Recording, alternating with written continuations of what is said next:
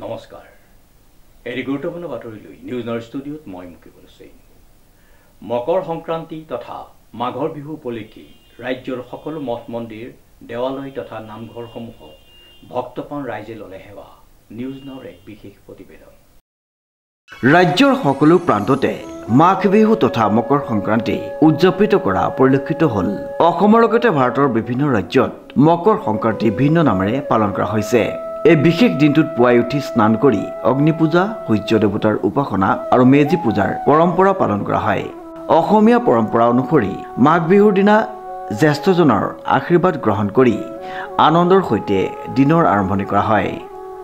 অসমীয়াৰ বাপতি খাউন মাঘ বিহু পুহ মাহৰ সংক্ৰান্তিৰ দিনা ঈশ্বৰ আচৰিত প্ৰথা মতে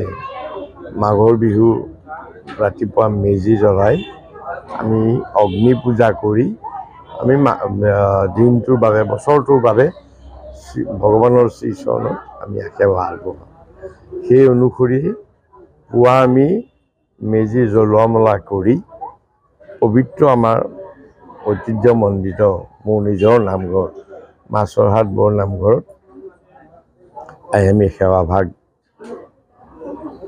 আগবঢ়ালোঁ আৰু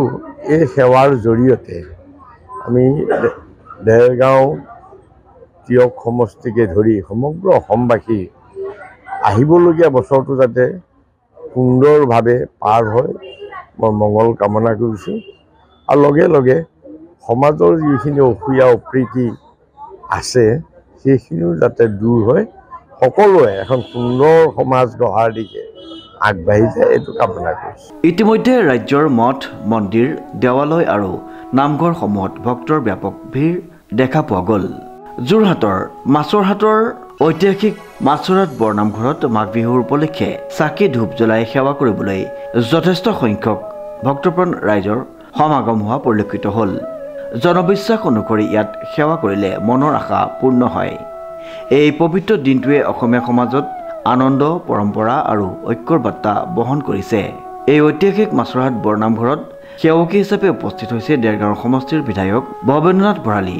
বিধায়কগৰাকীয়ে কয় যে ৰাইজৰ তথা সমষ্টিৰ মংগলাৰ্থে সেৱা আগবঢ়াই সকলোৰে সুস্বাস্থ্যৰ দীৰ্ঘায়ু কামনা কৰিছে পহিলা দিনটোত আমি গোটেই বছৰটোৰ কাৰণে সেৱা কৰিছোঁ গোটেই বছৰটোৰ কাৰণে নামষাৰ লৈ পেলাই সকলোকে সুস্বাস্থ্য প্ৰদান কৰিবৰ কাৰণে আমি নামষাৰ চৰ্চন কৰাইছোঁ আৰু লগতে সকলোকে যেন আৰু উন্নতি হওক অসমখন আমাৰ উন্নতি হোৱাটো আমি সকলো বিচাৰিছোঁ যিহেতু